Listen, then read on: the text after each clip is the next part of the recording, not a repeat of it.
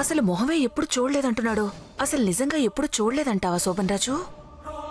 పాపం అమ్మాయి బాధ చూస్తుంటే ఇద్దరికీ పరిచయం గతంలో ఉండే ఉంటదనిపిస్తుంది ప్రియవాద. కానీ వీడేమో అస్సలు తెలియదంటున్నాడు. ఒకవేళ డాక్టర్ చెప్పినట్టు కొంత గతమేమైనా మర్చిపోయి ఉంటాడంటావా?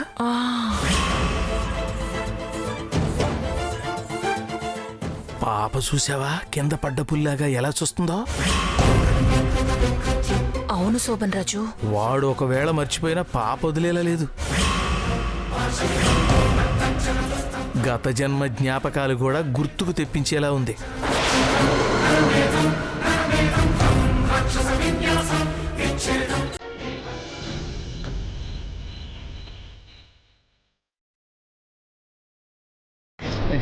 ఎవరు ఎవరు మీరు? ఎక్కువగా ఒత్తిడికి లోనైనప్పుడు లేదా ఇలాంటి హెల్త్ ప్రాబ్లమ్స్ వచ్చినప్పుడు సడన్గా ఏది గుర్తుకు రాదు, ఎవరిని గుర్తుపట్టరు, కాసేపు బ్రెయిన్లో మెమొరీ పనిచేయదు. కానీ ఇది ఇలాగే రిపీట్ అయితే రెట్రాగ్రేడ్ అమ్నీషియాగా మారచ్చు. గతంలో జరిగిన కొంతకాలానికి సంబంధించిన సంఘటనలు మొత్తం జ్ఞాపకాల్లోంచి చెదిరిపోతాయి. నాని అనుకున్నది సాధించాడు. ఏదో గాడిలో పడ్డాడని సంతోషించే లోపే ఈ కొత్త సమస్యలేంటి? ధరణికి ఈ విషయం తెలిస్తే ఎంత భయపడిపోతుందో. భగవంతుడా, ఎవరికీ బాధ కలగకుండా, ఏ సమస్యలకి కారణం కాకుండా నాని ఆరోగ్యం కోలుకునేలా చూడు.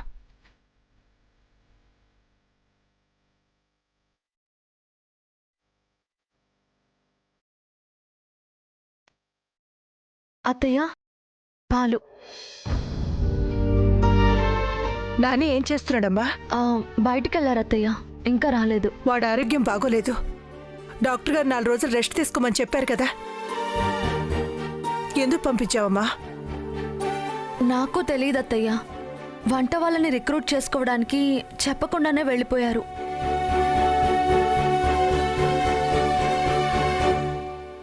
ఒకప్పుడు ఏ పని చేయటం లేదని ఆలోచించేదాన్ని. ఇప్పుడు వాడికి పని తప్ప వేరే ధ్యాస లేకుండా పోయింది. మంచిదేనమ్మా, కానీ వాడి ఆరోగ్యం గురించి కూడా చూసుకోవాలిగా. వాడిని ఎక్కువ స్ట్రెయిన్ అనివ్వద్దు, జాగ్రత్తగా చూసుకో. అయ్యో, ఆ విషయం మీరు చెప్పాలా అత్తయ్య? నాకు తెలుసమ్మా, నువ్వు వాడిని బాగానే చూసుకుంటావు. కానీ అమ్మని కదా, చిన్నప్పటి నుంచి వాడి ఆరోగ్యం గురించి తెలిసిందాన్ని. అందుకే వాడి ఆరోగ్యం గురించి ఏ చిన్న సమస్య వచ్చినా నాలో ఏదో తెలియని భయం. అత్తయ్య, ఆయనకేం కాదు, నేనున్నాను కదా. మీరేం ఆలోచించకుండా ప్రశాంతంగా పడుకోండి.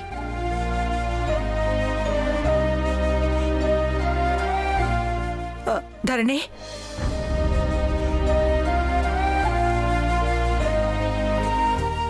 ఏంటత్తయ్యా? ఎన్ని సమస్యలు వచ్చినా, ఎలాంటి పరిస్థితులు ఎదురైనా నానేని విడిచిపెట్టావు కదా. అత్తయ్య, ఏమైంది మీకు ఈరోజు? ఎందుకు ఇలా మాట్లాడుతున్నారు అత్తయ్య? నేను ఆయన్ని విడిచిపెట్టడం ఏంటి? చెప్పాను కదమ్మా, అమ్మనని. నేను వాడికి జన్మను మాత్రమే ఇచ్చాను, కానీ వాణ్ణి తీర్చిదిద్దింది, తలెత్తుకునేలా చేసింది నువ్వేనమ్మా. నువ్వు పక్కనుంటే వాడు ఎప్పటికీ అలాగే ఉంటాడు, సంతోషంగా ఉంటాడు. వాడి చెయ్యి వదలనని నాకు మాటివ్వమ్మా.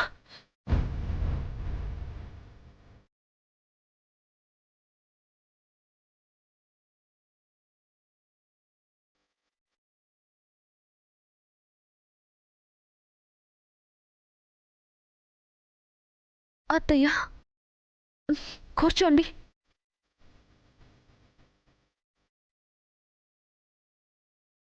ఏదో పరాయి వాళ్ళకి అప్పగింతలు చెప్తున్నట్టు చెప్తున్నారేంటి అత్తయ్య? ఆయన నా భర్త అత్తయ్య. నా మెడలో 3 ముళ్ళు వేశాక ఆయన ఎలా ఉన్నా, నన్నేం చేసినా ఆయనతోనే నా జీవితం అత్తయ్య. అసలు వదిలి వెళ్లే ప్రసక్తే లేదత్తయ్య. ప్రశాంతంగా ఉండండి. నిన్న ఆయన అలా అరవడం చూసి భయంతో ఏదేదో మాట్లాడుతున్నారత్తయ్య మీరు. నేను ఆయన వదిలేసి ఎక్కడికి పోతాను? ఆయన ఎప్పుడూ నాతోనే ఉంటారత్తయ్య. ఎప్పటికీ సంతోషంగానే ఉంటారు. అత్తయ్య, మీరు ఎక్కువగా ఆలోచించకుండా ప్రశాంతంగా ఉండండి అత్తయ్య.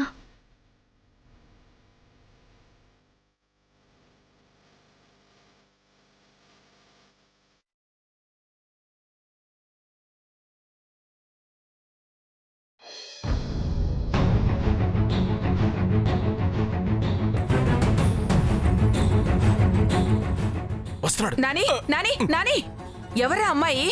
ఏ అమ్మాయి? ఇప్పుడు నువ్వు ఏ అమ్మాయినైతే పార్క్ లో కలిసావో ఆ అమ్మాయి. ఒక తలనొప్పి తగ్గిందనుకుంటే నీ రూపంలో ఇంకో తలనొప్పి రెడీగా ఉంటుంది అత్తయ్య. అసలు మీకేం పని అక్కడ?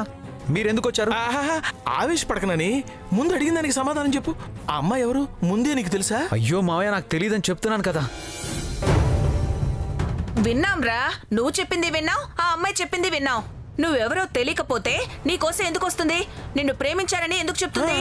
అన్యాయం చేయొద్దని ఎందుకు బతిమాలుతుంది? ఏమో, నాకేం తెలుసు. తనకి పిచ్చెక్కి అలా మాట్లాడుంటుంది. నీకు కూడా పిచ్చి బట్టి ఇలా మాట్లాడుతున్నావు. నాకు కాదురా పిచ్చి, నీకే పట్టింది.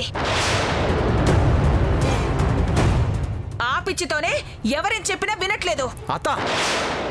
నాని నాని నాని నాని, నువ్వు ఆగు శోభన్ రాజు. కొడితే కొట్టని. నేను 4 దెబ్బలు తిన్నా ఈ రోజు వాడికి నిజం తెలిసి తీరాల్సిందే.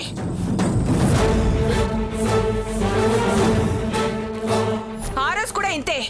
ఆ అమ్మాయి తెలుసా నీకోని ఫోటో చూపించడానికి వెళ్తే ఇలాగే అరిచాడు.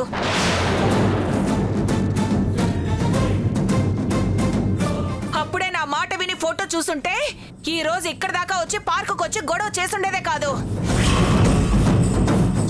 అంటే నీకు ఆ అమ్మాయి ముందే తెలుసా? తెలుసు. నీ ఫోటో పట్టుకొని పిచ్చిదాన్లా చూస్తుంటే నీ దగ్గరకు వచ్చి అడిగాను, కానీ నువ్వు వినలేదు. కర్మకాలి, ఆ ఫోటో కూడా అప్పుడే డిలీట్ అయిపోయింది. మళ్ళీ తెప్పించుకొని చూపిద్దామంటే నువ్వేమో కోపం మీద ఉన్నావు. అవునని నేను చూశాను. ఆ అమ్మాయి ఏమో నీకోసం పిచ్చెక్కిపోతుంది, నువ్వే లోకం అన్నట్టు తిరుగుతోంది. నిజం చెప్పు, ఆ అమ్మాయి ఎవరో నీకు తెలీదా? అయ్యో మావయ్య, నాకు తెలియదని చెప్తున్నాను కదా. అసలు ఆ అమ్మాయి నాకు తెలిసే ఛాన్స్ ఎక్కడుంది? ఇంతవరకు తన మొహం కూడా నేను చూడలేదు. ఏమో, చూసావేమో, ప్రేమించావేమో, తర్వాత మర్చిపోయావేమో. అత్త, అర్థం లేకుండా మాట్లాడుకో.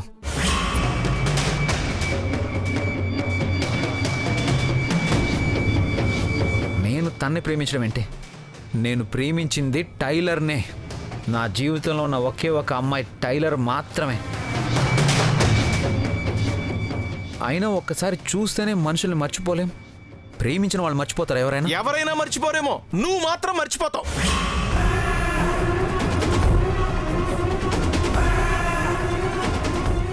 నిజం రా, నువ్వు నిన్న కళ్ళు తిరిగి పడిపోయావు కదా. అసలు అప్పుడు ఏం జరిగిందో తెలుసా?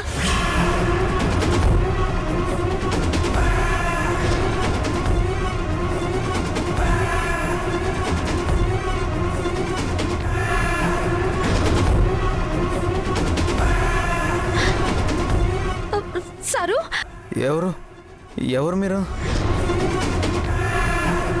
అసలు ప్రాబ్లం ఏంటి డాక్టర్? గతంలో జరిగిన కొంతకాలానికి సంబంధించిన సంఘటనలు మొత్తం జ్ఞాపకాల్లోంచి చెదిరిపోతాయి. అది ఒక రోజుకి సంబంధించింది కావచ్చు, ఒక నెలకి సంబంధించింది కావచ్చు, లేదా ఒక సంవత్సరానికి సంబంధించింది కావచ్చు. అది జరిగిందనమాట. నువ్వు అప్పుడెప్పుడో వైజాగ్ వెళ్ళావు కదా, అక్కడ అమ్మాయి పరిచయం అయిందేమో. తర్వాత డాక్టర్ చెప్పినట్టు నీకు ప్రాబ్లం వచ్చి అక్కడ జరిగింది మాత్రమే మర్చిపోయావేమో. అదే కావచ్చేమో. ఏమో ఏంటి, అదే నిజమై ఉంటుంది.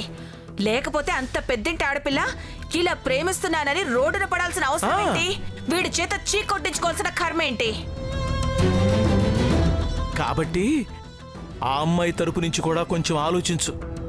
నువ్వే మర్చిపోయావేమో. బాగా ఆలోచించి గుర్తు తెచ్చుకోవడానికి ప్రయత్నించడాని, అంతేగాని ఊరికే అమ్మాయిని కసురుకోకు. నువ్వు మర్చిపోతే ఆ అమ్మాయి ఏం చేస్తుంది? తప్పు కదా. బాగా ఆలోచించు నాని.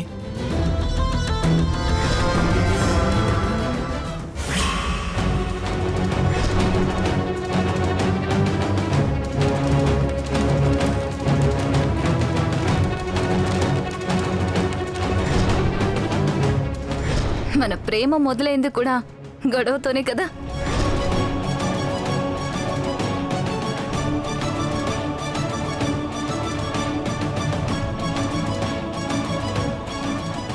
పద.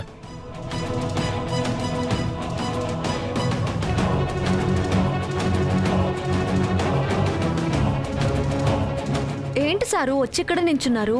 పిన్ని బాబే మాటలేంటి గట్టిగా వినిపిస్తున్నాయి? ఎక్కడ వాళ్ళు సారు? మళ్ళీ ఏమైనా గొడవ పడ్డారా? లేదు టైలర్, గొడవ ఏం లేదు. సరే, భోజనం వడ్డిస్తాను, మీరు వెళ్ళి ఫ్రెష్ అయ్యారండి.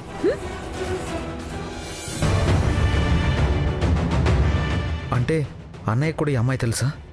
అందుకే వైజాగ్లో ఎవరినైనా కలిసావని అడిగాడా? పెళ్ళాంతో చెప్పకుండా ఆవేశపడ్డం మానేసి ఆలోచించడం మొదలుపెట్టాడు. ఇక మాయను చూసి విసుక్కోడు, కసురుకోడు. ఇది చాలు మాయ వెళ్ళి మాయ చేయడానికి. హే. అసలు ఎవరు నువ్వు? ఏం మాట్లాడుతున్నావు? మళ్ళీ పిచ్చి పిచ్చిగా వాగావంటే ప్రాణాలు తీసేస్తానేమనుకున్నావు.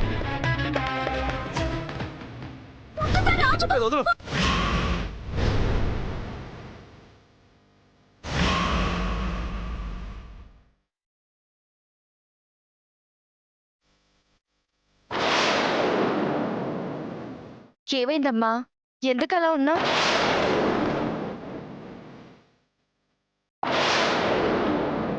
ఆదిత్యను కలవడానికి వెళ్తానన్నా కలవలేదా? నిన్ను కలిశాడా? కలిస్తే మరి ఎందుకు అలా ఉన్నావు? ఏమన్నాడు? నేనెవరో తెలియదన్నాడు.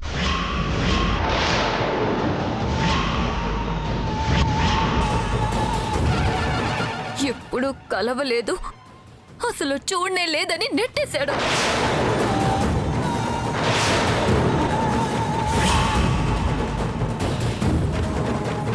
అసలు ఎవరు నువ్వు? ఏం మాట్లాడుతున్నావు? ఆదిత్య వెళ్ళొద్దు ఆదిత్య. వదలమ్మా నాన్న. ఆదిత్య, ప్లీజ్ ఆదిత్య. ఆదిత్య ఒక్కసారి చెప్పేది వదులు.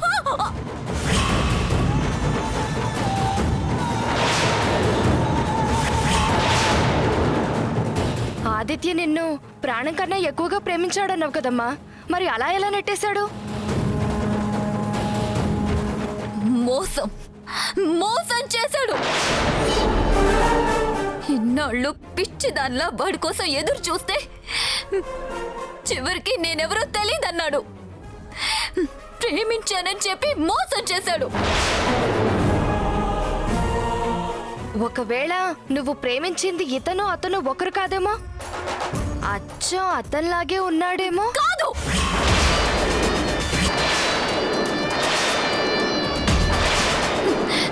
వాడే. నేను ప్రేమించింది వాడినే. వాడి కదలికలు కవలికలు, వాడి ఊపిరి కూడా నాకు తెలుసు. వాడే కావాలని నేను తెలియనట్టు నటిస్తున్నాడు. తప్పించుకొని తిరుగుతున్నాడు. ఖచ్చితంగా వాడే. నిజంగా ఆదిత్యని ఇంత ప్రేమించిందా? అంటే ఆదిత్య నిజంగానే మోసం చేశాడా? ప్రేమిస్తున్నానని పిచ్చి వాళ్ళ నా వెంట పడ్డాడు. నన్ను ప్రేమలోకి దింపాడు. వాడే లోకం అనుకొని వాడి చుట్టూ తిరిగేలా చేసుకొని అప్పుడు నన్ను వదిలేసి వచ్చేసాడు. ఇప్పుడేమో నేనెవరో తెలియనట్టు మాట్లాడుతున్నాడు. ఎలా? ఇంత మోసం ఎలా చేస్తాడు? ఎలా భరించాలి? ఏం చేయాలి? ప్రేమించిన అమ్మాయిలు ఇలా మోసపోవడం కొత్తేం కాదమ్మా. ఆవేశపడకుండా ఇప్పుడేం చెయ్యాలో అది ఆలోచించు. ఆలోచించడానికేం లేదు పిన్ని. వాడు నాకే సొంతం కావాలి. నన్ను ప్రేమించి వదిలేసి ఇక్కడ ఎవరినో పెళ్లి చేసుకొని సంతోషంగా ఉంటానంటే నేను ఊరుకుంటానా? వదలను. ఒక్క క్షణం కూడా ప్రశాంతంగా లేకుండా చేస్తాను. ప్రతి క్షణం నా గురించి ఆలోచించేలా చేస్తాను. వాడంతటా వాడే వచ్చి నా ఒళ్ళు వాలేలా చేస్తాను.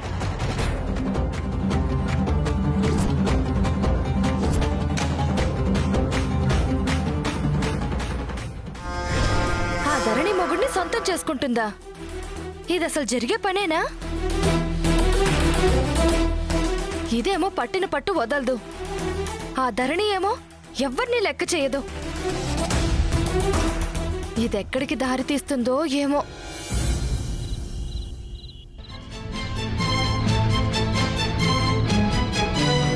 నీ ఎలుగును చూసి ఓర్వలేని కళ్ళు నీ చుట్టూనే ఉన్నాయి తల్లే. నీ పెనిమిటిని నీ నుంచి దూరం చెయ్యాలని చూస్తుంది.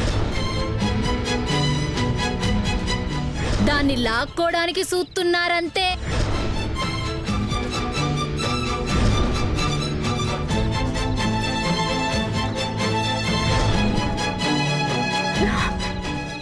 Sir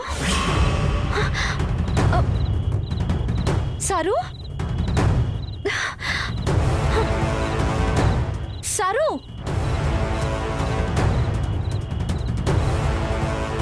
sir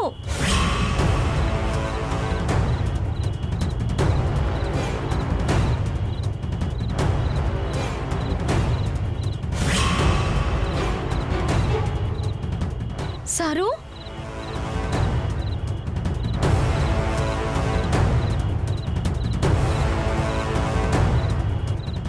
Maya Maya Aditya no.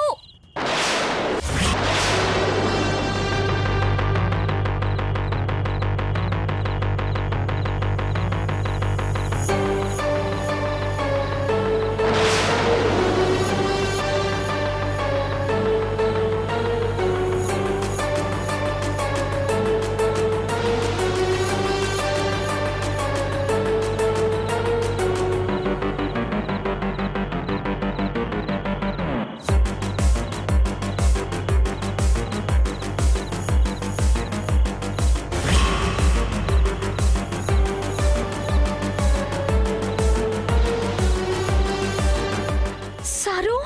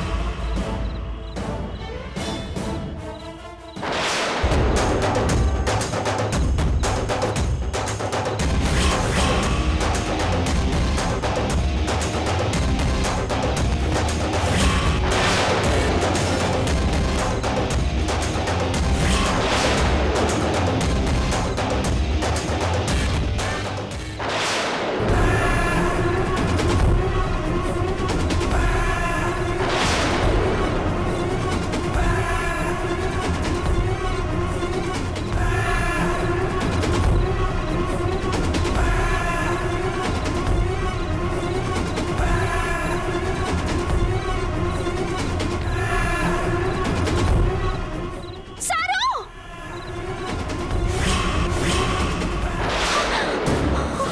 Tailor tailor ఏమైంది? సారు సారు తనేది మీ దగ్గరికి ఎందుకు వచ్చింది సారు? ఎవరి గురించి అడుగుతున్నావు టైలర్? ఏమైంది? మళ్ళీ మొన్నట్లాగా కళ ఏమైనా వచ్చిందా? అవును సారు. సారు, మామూలు కల కాదు, అంతకన్నా దారుణమైన పీడ కల సారు. మొన్న మీ పక్కనున్న అమ్మాయి ఎవరూ తెలియలేదు సారు, కానీ కానీ ఈరోజు కలలో క్లియర్గా కనిపించింది సారు. సారు, అదెవరో కాదు, నా చేతులు కట్టేసింది, మిమ్మల్ని కిడ్నాప్ చేసిందే